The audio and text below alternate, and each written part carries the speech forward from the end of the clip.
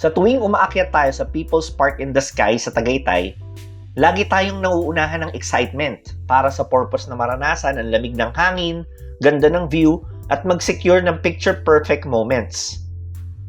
Pero bago pa tayo makarating sa taas, may isang historical marker sa Gedli ng entrance na madalas na hindi natin napapansin.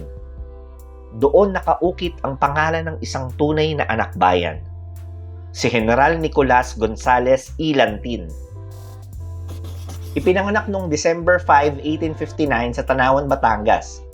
Nahalal din siyang gobernadorcilyo ng Tanawan mula 1890 hanggang 1892. Pero nang sumiklab ang himagsikan, pinamunuan niya ang isang batalyon sa ilalim ni General Miguel Malvar. Nakasama rin niya sina General Juan Cailes at General Pio del Pilar. Napagtagumpayan nila ang mga laban sa Taal, Batangas at Santa Cruz, Laguna. Kinilala siya lalo na nang pigilan niya ang pagpasok ng puwersang Kastila sa Batangas. Ang Mount Sungay at karatig ng mga bulubundukin ang naging posisyon ng hukbo niya. Dito sila nagbantay, dito sila tumindig. Kaya bilang parangal, binansagan din ito bilang Mount Gonzales, alaala ng pagkahimpil niya at ng kanyang hukbo.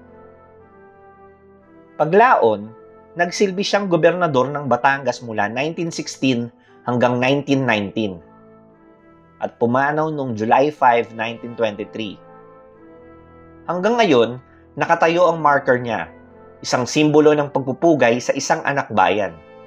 Kaya habang naglalakad ka papunta sa view deck ng People's Park, isipin mo, dito minsang nagbantay si General Gonzales at ang kanyang hukbo. Mga taong nakatayo, sandata sa kamay, mata sa malayo. Hindi para sa larawan, kundi para protektahan ang bayan at tiyakin na ngayon, atin ang kalayaan. Kung may alam ka pang ibang kwento ng kasaysayan o mga kahangahangang tao na madalas hindi nabibigyan ng pansin pero may malaking ambag sa ating lipunan, ibahagi mo sa comment section yan. Nais naming marinig ang mga kwento mo. At kung gusto mo pa ng ganitong makabuluhang mga kwento na nagbibigay ng halaga sa ating kultura at kasaysayan, hit that like, thumbs up button at share mo ito sa mga tropa mong mahilig din sa ganitong klaseng content.